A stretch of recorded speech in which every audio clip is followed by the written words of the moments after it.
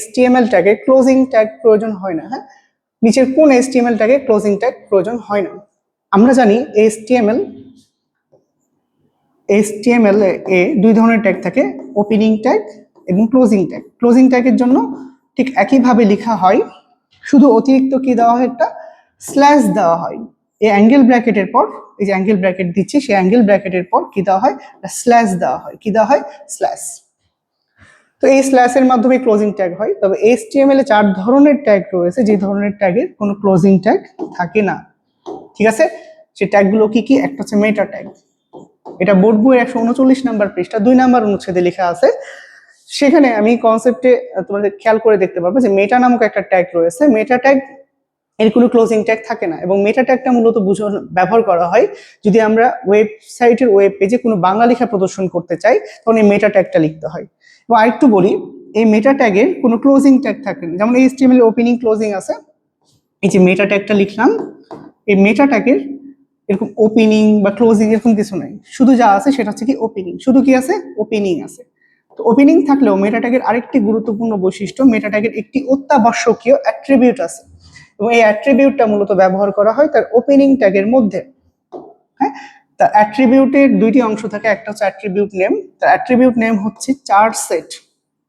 আমরা আরেকবার একটু লিখি, চার্ট সেট। চার্ট সেট মানে হচ্ছে ক্যারেক্টার সেট। চার্ট সেট, তারপরে কি দেওয়া হয়? ইকুয়াল দেওয়া হয়। তারপরে আমরা ইকুয়াল দিচ্ছি, এবং তারপরে ডাবল কোঅর্ডিনেশনের ভিতরে যা লেখা হয় সেটা হচ্ছে তার অ্যাট্রিবিউট ভ্যালু।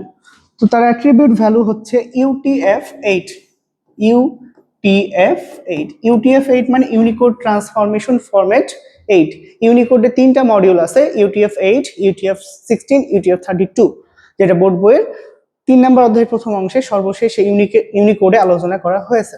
তো এই মেটা ট্যাগের কাজ হচ্ছে বাংলা লেখাকে সাপোর্ট করানো ওয়েবসাইটের ওয়েব পেজে, এবং এই ট্যাগটার কোনো ক্লোজিং ট্যাগ নাই। আরো একটি ট্যাগ রয়েছে যার কোনো ক্লোজিং ট্যাগ নাই, সেই ট্যাগের নাম হচ্ছে ইমেজ ট্যাগ।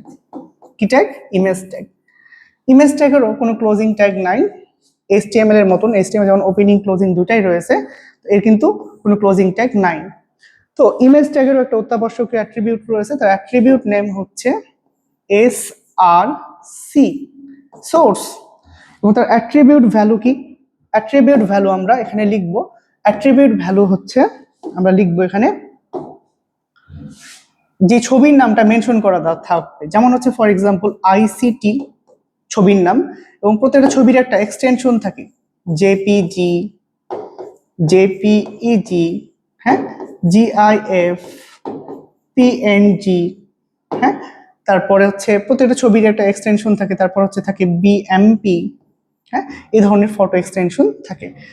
সো আমরা ছবি তোলার সময় খেয়াল করবো যে প্রত্যেকটা ছবিতে এই ধরনের কিছু এক্সটেনশন আমরা দেখতে পাই।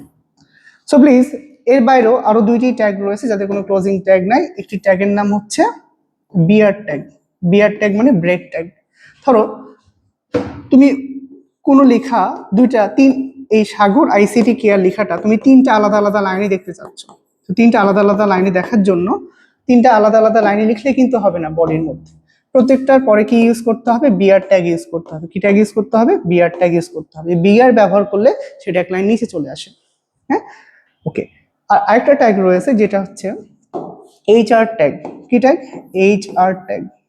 ঠিক আছে, HR ট্যাগের বেশ কিছু অ্যাট্রিবিউট রয়েছে।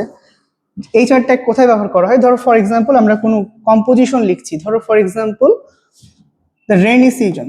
হ্যাঁ, the rainy season, the rainy season.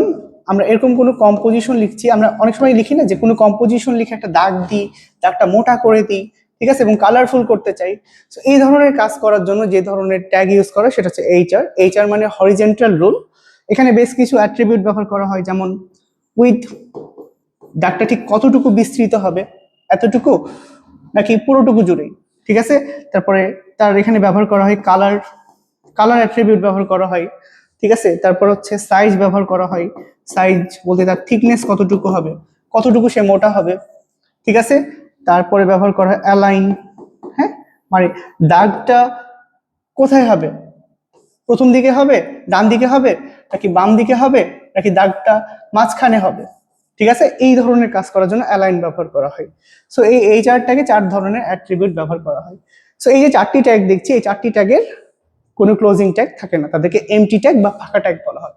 সেখানে বলা হচ্ছে নিচে কোন এইচটিএমএল ট্যাগে ক্লোজিং ট্যাগ প্রয়োজন হয় না, এই সবগুলোরই। ওকে, আশা করি বুঝতে পেরেছি আমরা এই অংশটুকু।